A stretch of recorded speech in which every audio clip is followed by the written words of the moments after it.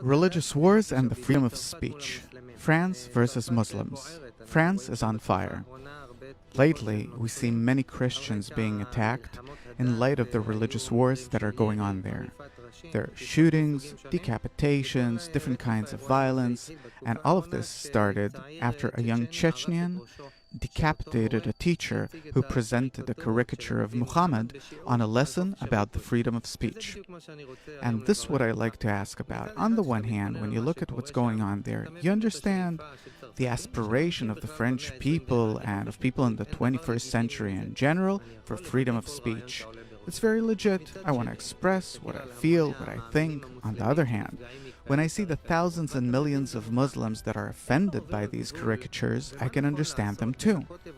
Where's the line between allowing every person to express what they think, because all in all these are words and ideas, and not offending other people, or God forbid, even turning to violence or murder?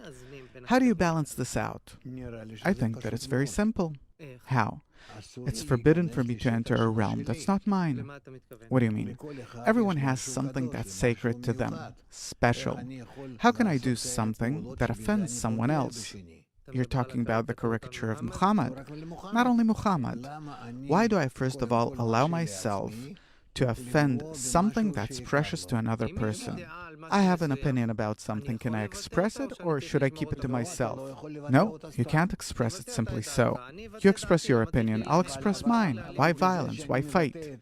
But by expressing my opinion, I offend you. Great, so let's tape our mouths so no one will say a word that might offend someone, and that's it? True, I just have to know when do I and when don't I offend someone. A French person draws a caricature of the Prophet Muhammad. How so? I'm hurting 1.5 billion people that are living together with me in my country, and now it's also their country. Whoever does that incites half of the nation against the other half. What's unclear is, what is freedom of speech? That I don't hurt anyone. This is the first condition? Yes. It's above everything? Yes. It's like a general constitution, the supreme constitution, that I do not hurt anyone. And what do you do if you have a lot to say about someone or something? It means that I have to correct myself. What do you mean? The French talk about freedom. Yeah, that's freedom. Define it, please. I have to bring myself to a state where I have nothing against anyone in the world, besides against myself. And then I'm free. That everyone stops themselves from hurting others, and in everything else, I'm free. How will we develop if there are no disputes? There can be disputes, but not disputes in a situation where you awaken hate in another person. You have to teach people so that they'll know how to have disputes where it's possible to have disputes. It has to do with people's inner intelligence, that they want to be in peace and wholeness and perfection and tranquility with one another. Suppose I have a neighbor and his father passed away, and I start making fun and telling jokes about his father.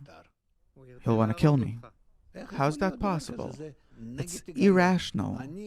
The only way I can justify this is in one way, that this magazine, including the French president, including everyone, they think it's allowed because they simply got a smack on the head from above, from the Creator, and they were temporarily out of it. And by that, the Creator wants to show us what do we have to correct.